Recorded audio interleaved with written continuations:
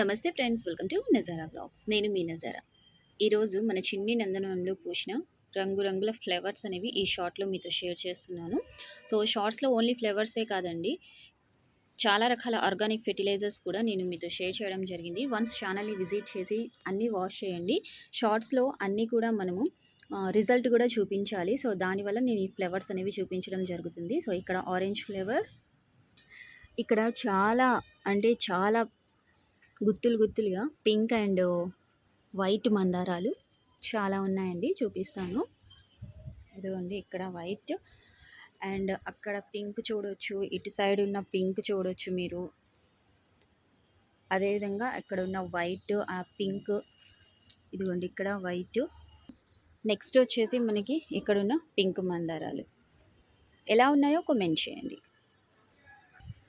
మళ్ళీ కలుద్దాం.